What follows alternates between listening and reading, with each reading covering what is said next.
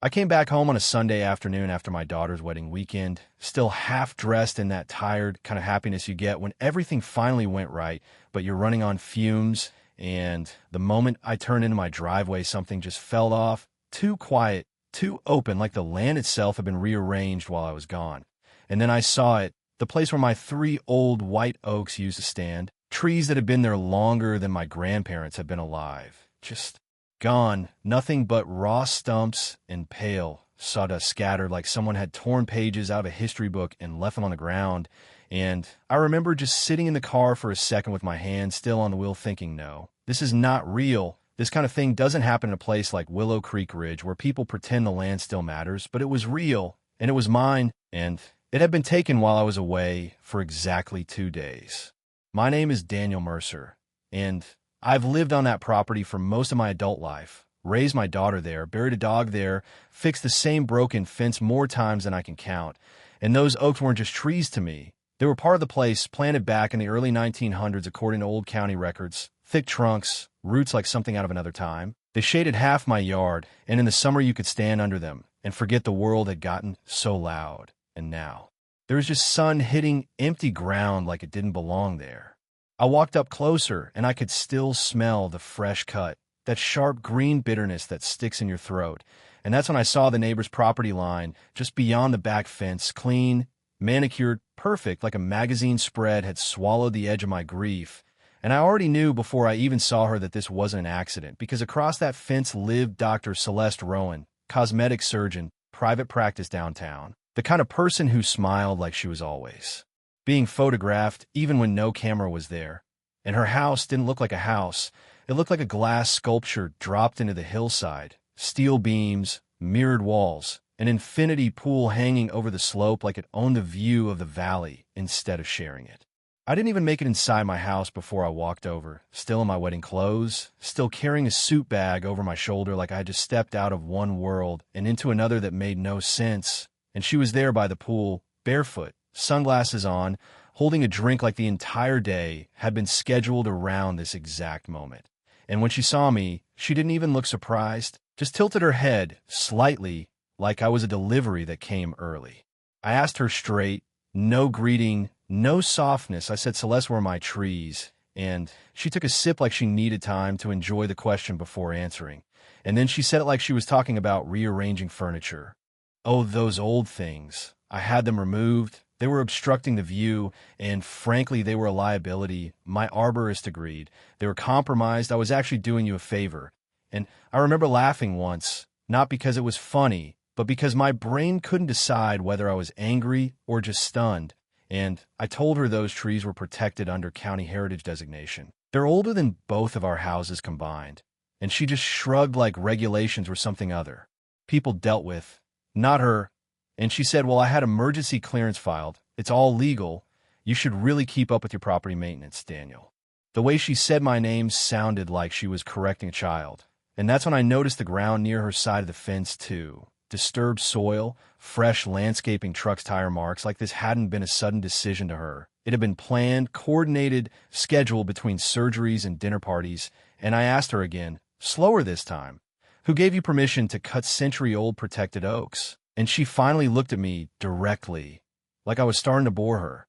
And she said, "Sometimes progress requires difficult choices, and honestly, you'll get better light now. Your yard was always kind of dark anyway." That was the moment something shifted in me. Not explosive, not dramatic, just a quiet internal click like a door closing somewhere deep. Because I realized she wasn't going to apologize. She didn't even think there was anything to apologize for. To her, my land was just an obstacle in her design project. I went back inside, and the house felt wrong too, like everything had been slightly dimmed. I sat at my kitchen table staring out at where the trees used to be, and I kept thinking about how something that big, something that alive, could disappear while I was gone without anyone stopping it. And I called the county forestry office first thing the next morning, and that's when I got the first crack in her story, because the removal had been filed under emergency hazard mitigation, signed off by a contractor I had never heard of, citing structural risk, rot, instability, all words that didn't match what I knew about those trees. But it was enough paperwork to stall me. enough bureaucracy to make it feel like I was already late to a fight that had started without me. That night I couldn't sleep.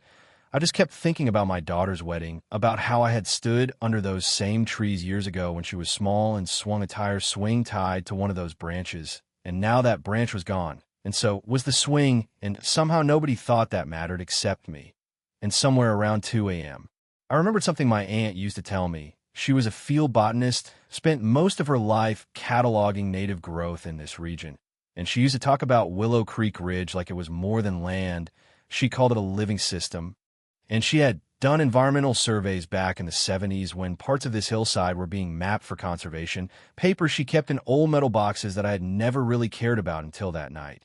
So I drove to her old storage shed behind my property where I hadn't been in years, dust everywhere, boxes stacked like forgotten memory. And I started pulling them open one by one under a weak light bulb that kept flickering like it didn't want to witness what I was about to find.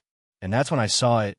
Maps, handwritten notes, species logs, and a formal designation document I had never read carefully before, describing a protected urban woodland corridor that ran right through my property and several adjacent lots, including Celeste Rowan's, and suddenly the story she had told me about just trees blocking a view started collapsing because these weren't just old oaks. They were part of a documented habitat zoned tied to protected migratory bird nesting patterns and federally monitored species corridors, and removal without proper review wasn't just a county violation. It could trigger federal environmental enforcement. I remember just sitting there on the floor of that shed, papers spread around me like pieces of a puzzle I didn't want to assemble because once I did, there was no going back to neighbor dispute. This became something else entirely. And for the first time since I got home, I didn't feel just angry. I felt something colder, more focused, like the shape of what I needed to do was starting to form on its own. And I knew then that this wasn't going to be resolved with a conversation over the fence. This was going to go much further, and Celeste Rowan had no idea what she had actually destroyed or what it was going to cost her when the system finally caught up. I didn't go back to her that night, and I didn't call her either because something about the situation had already shifted past the point where words mattered.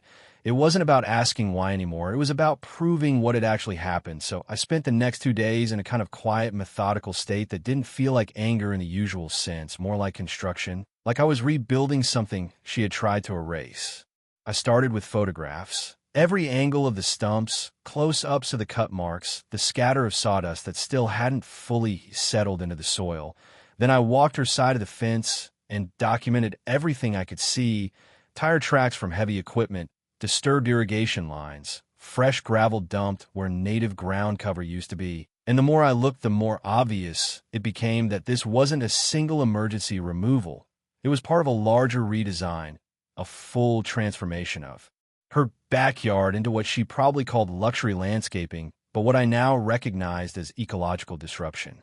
I went back into the county records again, and this time I didn't just accept the first permit I was shown. I dug deeper, cross-referencing contractor names, filing dates, signatures. And that's when the inconsistencies started stacking up because the so-called emergency arborist report had been signed by a company that didn't specialize in heritage trees at all.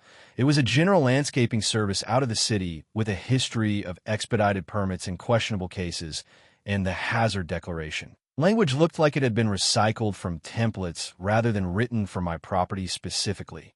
But paperwork alone wasn't enough. Not yet. And I knew that if I went to Celeste now, she would just wave it away again, maybe even laugh. So instead I went back to the storage shed and pulled every document my aunt had ever left about Willow Creek Ridge, including field surveys that dated back decades.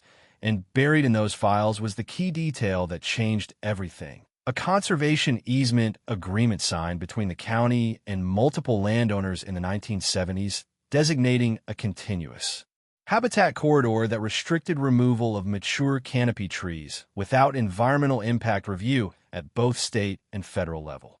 I remember reading it 3 times because at first I thought I was misunderstanding it, but it was clear those oaks weren't just historically significant. They were part of a protected ecological chain that supported nesting behavior for several species that had since been listed under federal protection, and that meant the removal of even one mature tree without clearance wasn't just unauthorized. It could be classified as destruction of protected habitat.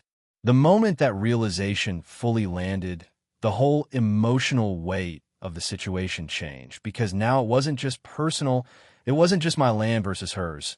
It was her project versus the law, and she had built her entire confidence on the assumption that the system would never reach her backyard.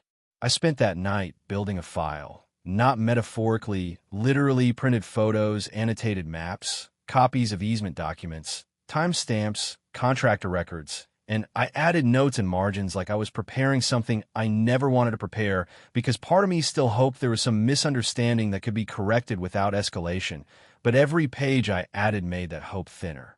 By the third day, I submitted reports to the State Conservation Office, Fish and Wildlife, and the Environmental Protection Agency, and I didn't expect a fast response. I honestly thought it would take weeks, maybe months, but what I didn't know was that once federal habitat concerns are formally flagged, things move differently, almost like a second system wakes up underneath the ordinary one. Celeste, meanwhile, acted like nothing had changed. I saw her once through the glass of her kitchen, casually talking on the phone, laughing, completely untouched by the fact that 300-year-old trees were now gone from the landscape she claimed to improve. And I remember thinking how easy it must be to feel untouchable when you've never had to deal with consequences that don't arrive in the form of money. Then, the morning of the fourth day, everything shifted. I got a call from a state environmental officer asking me to confirm property boundaries and access points. And by noon, I saw the first official vehicles arrive. Plain white trucks, no dramatic entrance, just quiet authority and people stepping out with clipboards and field equipment like they had done this 100 times before. They walked directly to the stumps first, examined the cut surfaces, took soil samples, documented surrounding vegetation, and then they moved towards Celeste's property line. And I stayed back just watching, because for the first time I wasn't the one pushing the situation forward. I was just observing it unfold. By late afternoon, I was told informally what their preliminary assessment was, that the removal of the oaks had indeed impacted a protected habitat corridor, and that further evaluation would be required at federal level. And I remember feeling a strange mix of relief and sadness at the same time, because I didn't want this to become what it was becoming, but I also couldn't pretend it hadn't been done. That evening, Celeste finally came over to my fence, not in sunglasses this time. No drink, no casual posture. And for the first time, she didn't look like she was in control of anything. She asked me what I had done, and I told her nothing she didn't already set in motion, and she laughed once, but it didn't have any warmth in it. And she said, "You escalated this to agencies over trees, Daniel." And I said, "No, you escalated it when you decided the land was yours to redesign without consequence." She stood there for a long moment looking at the empty space where the trees used to be, and I could see it starting to register that this wasn't going to be handled quietly. Not by lawyers, not by permits, not by charm. And then she said something quieter, almost to herself, something about how she thought the emergency filing would protect her. And for the first time, there was doubt in her voice, just a crack, small but real. The federal response didn't arrive like a storm. It arrived like a system clicking into place, quiet first, almost invisible, and then suddenly impossible to ignore, because once the Environmental Protection Agency formally confirmed that the cleared oaks were part of a protected habitat corridor, everything around Celeste Rowan's project stopped being landscaping and started being a regulated environmental violation. I remember the day the federal biologists came back with their full assessment, walking the perimeter with the kind of calm focus that only comes from having seen this kind of damage before. And they didn't raise their voices, didn't dramatize anything. They just wrote things down that apparently mattered more than anyone's opinion. They confirmed nesting disruption patterns, soil displacement beyond allowable thresholds, and habitat fragmentation across what used to be a continuous canopy line, and each sentence they added felt like another wall closing in on the version of events Celeste had been telling herself was true. By the time the official notice arrived, it wasn't framed as a dispute anymore. It was a remediation order, full restoration requirements, mandatory ecological rehabilitation, and a stop to any further development activity on the affected land until compliance was achieved. The pool, the centerpiece of her entire backyard redesign, was classified as non-compliant infrastructure within a protected zone, which meant it had to be removed, not negotiated, not modified, removed.